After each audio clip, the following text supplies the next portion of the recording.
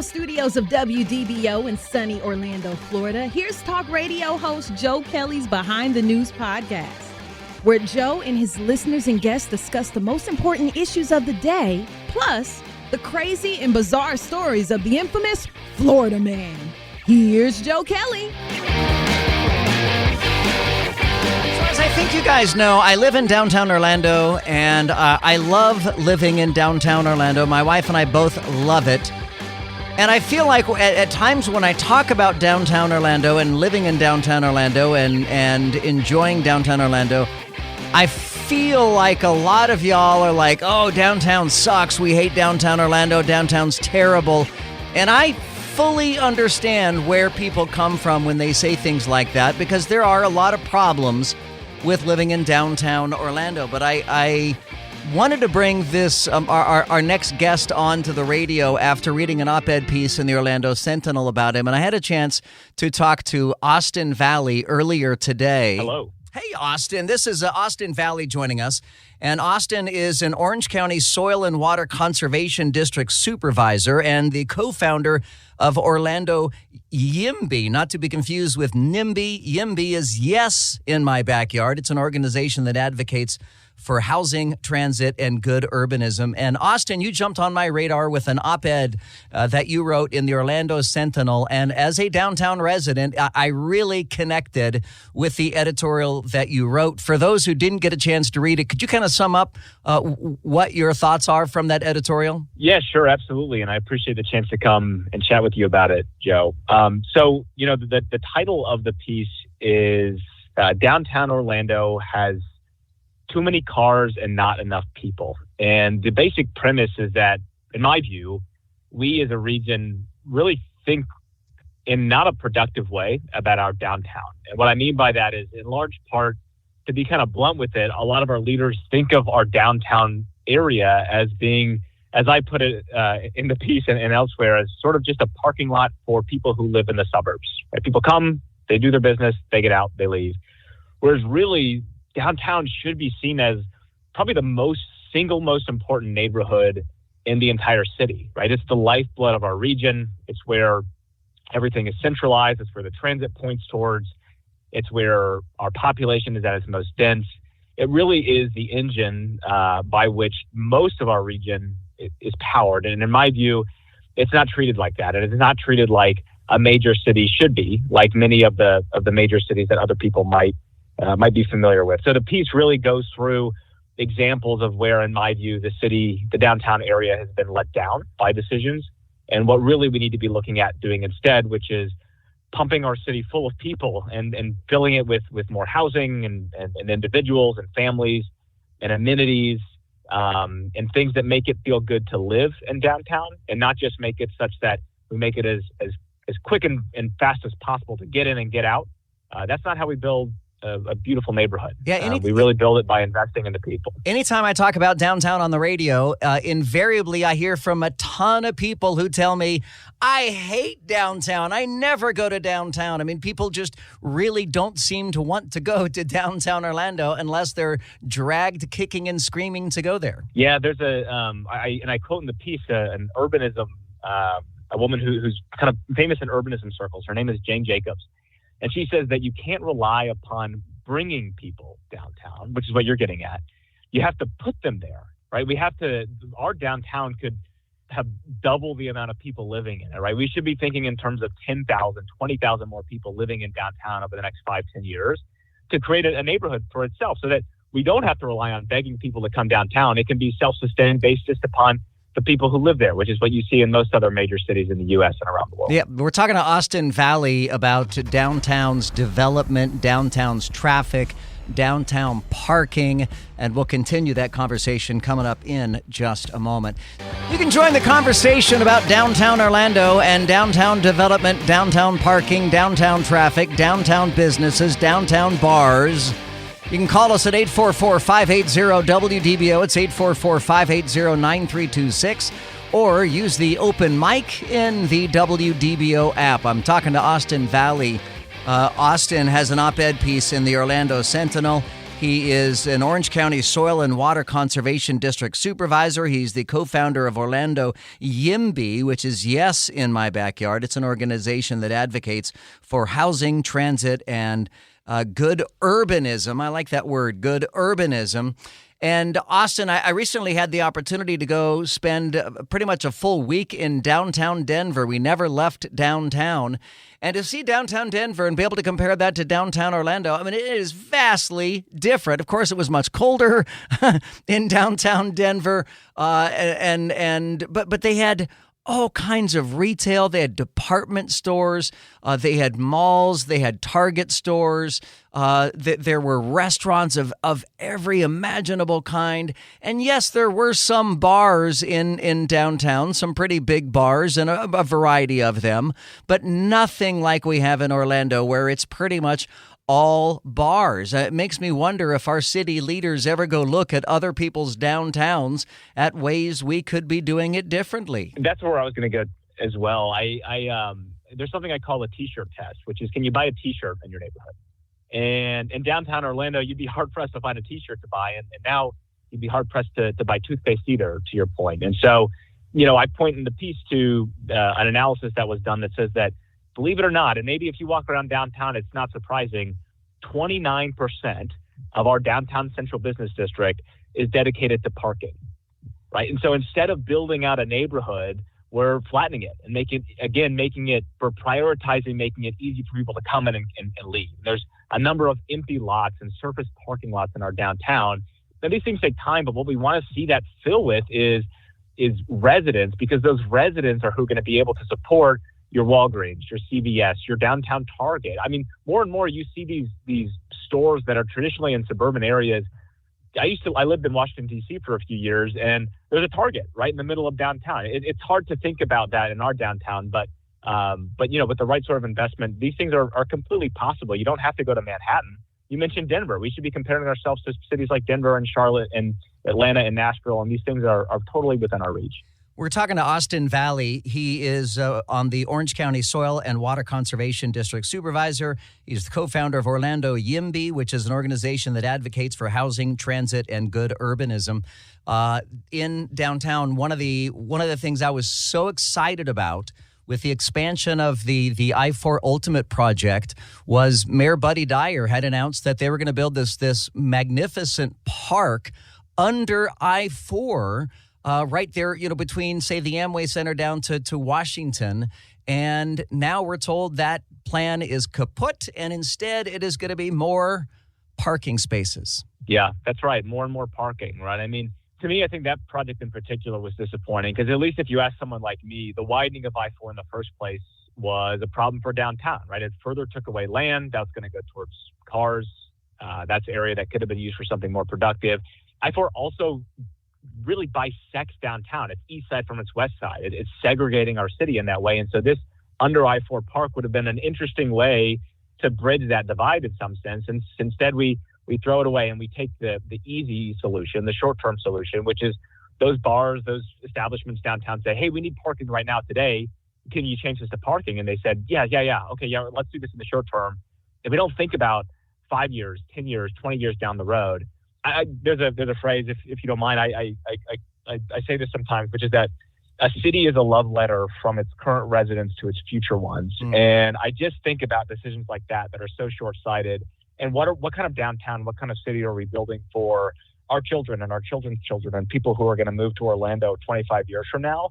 And the decisions that we make today really affect that. And I think it changes your point of view if you think about a long-term time horizon versus thinking about how do we solve a problem that we just have next month.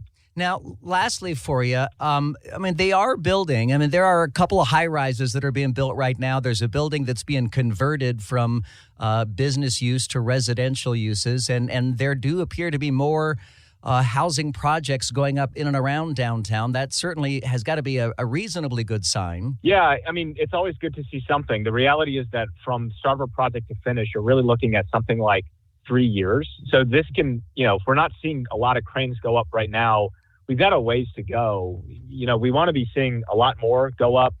There was a project a few years ago where it was going to be across from Lake Eola, and some neighbors came out against it. So they blocked the development of a new apartment complex. and instead it's just going to remain, they call it a park, but it's just some concrete slabs and some benches. That's what we don't want to see. And instead, that today could have been opening up as apartments. And so there's some going up, no doubt. But if you go to a city like St. Pete, there's significantly more amount of activity going on. And so I do worry about, there's some happening, but there's not enough. And so what that means for 1, 2, 3, 4, 5 years from now, we need to start seeing shovels go on the ground right now if we're going to see any real change in the next 5, 10 years. Yeah, like Denver. I mean, St. Pete has a really vibrant and varied downtown. They got all kinds of businesses and restaurants and, yes, bars there as well.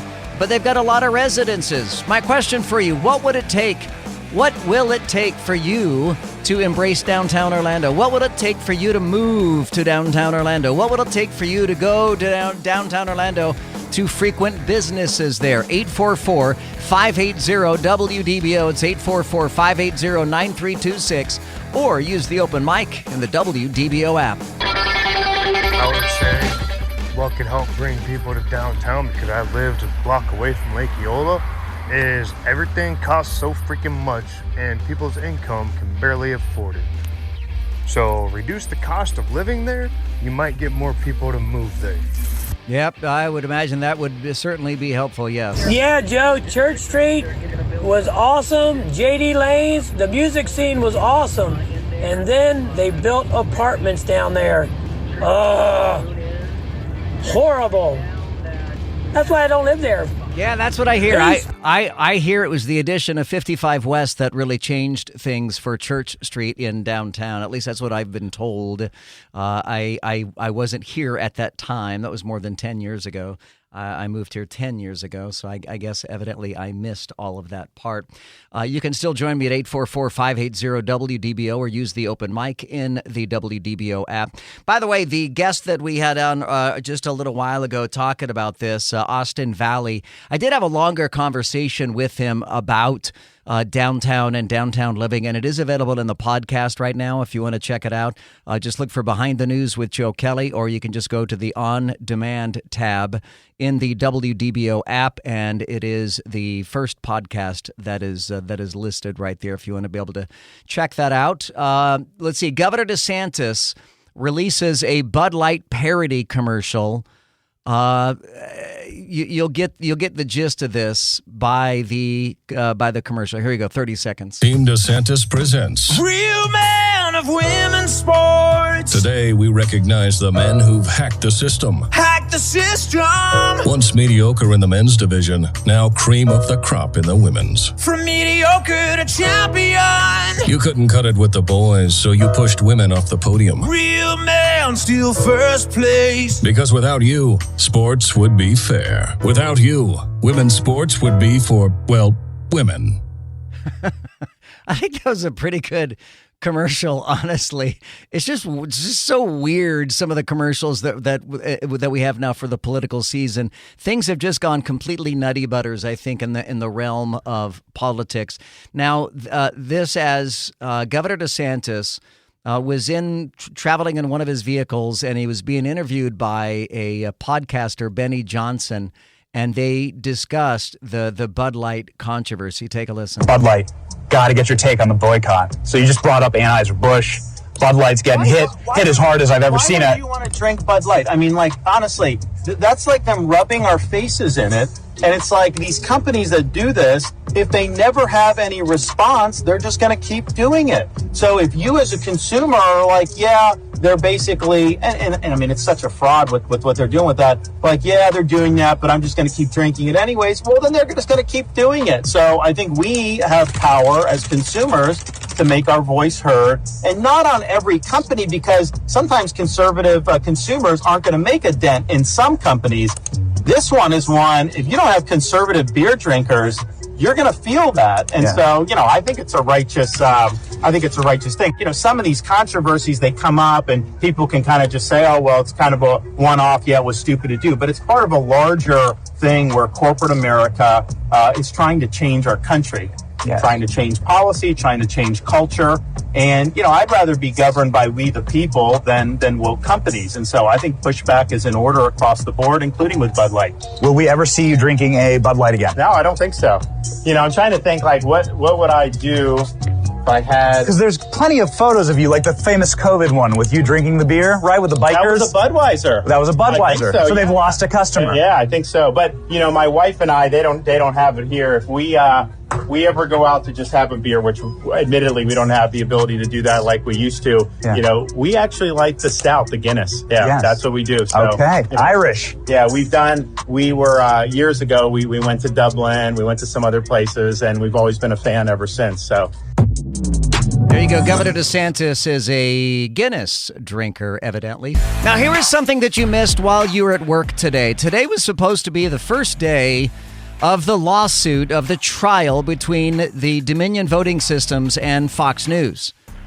And some of the star witnesses were expected to be Tucker Carlson and Sean Hannity and the Fox News head honchos and a bunch of other people. This was going to be an embarrassing trial for Fox News, at least by what we have seen so far in some of the duplicitous text messages with Hannity and Tucker and some of the other Fox News hosts, out of one side of their mouth praising Donald Trump, out of the other side of their mouth texting how much they hate Donald Trump. So this was going to be an embarrassing lawsuit, an embarrassing trial for Fox News, and any even just casual trial observer knew that Fox News was going to try to settle this before it actually went to trial. And man, they waited until the absolute last minute to settle this as the jury was seated, the judge was in place, and they were 2 or 3 hours late getting started with the proceeding today. But then as soon as it started, the Dominion Voting Systems announced that they had reached a settlement with Fox News, and the representatives for Dominion Voting, including their attorney and their CEO, spoke outside the courtroom after the announcement of the settlement. Today's settlement of $787,500,000 represents vindication and accountability. Lies have consequences. The truth does not know red or blue. People across the political spectrum can and should disagree on issues, even of the most profound importance. But for our democracy to endure for another 250 years, and hopefully much longer, we must share a commitment to facts. And with that, I'd like to introduce the CEO of Dominion Voting Systems, John Poulos. Fox and Dominion have reached an historic settlement. Fox has admitted to telling lies about Dominion that caused enormous damage to my company, our employees, and the customers that we serve. Nothing can ever make up for that. Throughout this process, we have sought accountability and believe the evidence brought to light through this case underscores the consequences of spreading lies. Truthful reporting in the media is essential to our democracy. Dominion, our employees, our people, our partners are grateful to the court for allowing us the process for the truth to come out. I cannot thank the election officials that we serve enough. Without them, there is no democracy. And the work they tirelessly do to that end, and they deserve much better. We are grateful for all the support we have received, grateful to our legal team. Yeah, Dominion was suing for $1.6 billion. They ended up getting $787.5 million, which is still a lot of money. And dare I say, I think it's worth more than all of Dominion Voting Systems is even worth as a company. So that was a big payday for Dominion Voting Systems today. And I'm certain that Fox was more than happy to cut that check so that they don't need to get up on stage and embarrass themselves with their star anchors, as it would be. My name is Joe Kelley. You can join me at 844-580-WDBO. Use the open mic and the WDBO app. Coming up in a moment, a woman who made $6 million just in the last year as the CEO of a company berating her employees because they wanted a bonus as well. to show you how out of touch American CEOs are with the working class. We'll have that for you coming up next. Stay there. By the way, just because Fox News has settled the Dominion voting systems lawsuit doesn't mean that Fox News is completely out of the woods here, because Dominion was not the only voting system that is suing Fox News. There's another company called Smartmatic Voting Systems, and Smartmatic is actually suing Fox News for quite a bit more than Dominion was. Dominion was suing for $1.6 billion. Smartmatic is suing Fox News for $2.7 billion. Anchors Maria Bartiromo, Lou Dobbs, and Janine Pirro are also named. No date has been set for the suit. Fox News tried to get it dismissed, but a judge would not dismiss it. But no date has been set for the trial to begin. And yes, once again, they're under the threat of having their star anchors like Tucker Carlson, Laura Ingraham, Sean Hannity, and more, including Rupert Murdoch. They could all be called in to provide records. They could all be called to testify. So this is not over for Fox News. They may have to settle yet another massive lawsuit, or if Smartmatic doesn't want to settle, take them to trial and see how that turns out. That's always a possibility. There is a woman. Her name is I should have underlined her name. Her name is Andy Owen. Andy Owen. She is the president and CEO of Miller Knoll, which is a office furniture company. And she had a Zoom call with her staff this week, in which many on the Zoom call asked about bonuses that they traditionally would get. And I want you to hear what this CEO has to say to the employees on a Zoom call about bonuses that they didn't get. Now, I want you to understand it under this context. This CEO was paid $5 million in the year 2022 as her salary, and she got bonuses of $1.2 million. She earned $5 million, and she got $1.2 million in bonuses. And now the poor, unwashed masses that work for her are asking about their bonuses. And if you wonder why people want to eat the rich sometimes, it is people like this. This is Andy Owen, the CEO of Miller Knoll, explaining why the employees aren't going to get bonuses. Questions came through about how can we stay motivated if we're not going to get a bonus? What can we do? What can we do? Some of them were nice and some of them were not so nice. So I'm going to address this head on. The most important thing we can do right now is focus on the things that we can control. None of us could have predicted COVID. None of us could have predicted supply chain. None of us could have predicted bank failures. But what we can do is stay in front of our customers, provide the best customer service we can, get our orders out our door, treat each other well, be kind, be respectful, focus on the future because it will be bright. It's not good to be in a situation we're in today, but we're not going to be here forever. It is going to get better. So lead by example, treat people well, talk to them, be kind, and get after it. Don't ask about what are we going to do if we don't get a bonus. Get the damn $26 million. Spend your time and your effort thinking about the $26 million we need and not thinking about what you're going to do if we don't get a bonus. All right? Can I get some commitment for that? I would appreciate that. I had an old boss who said to me one time, you can visit Pity City, but you can't live there. So people, leave Pity City. Let's get it done. Thank you. Have a great day.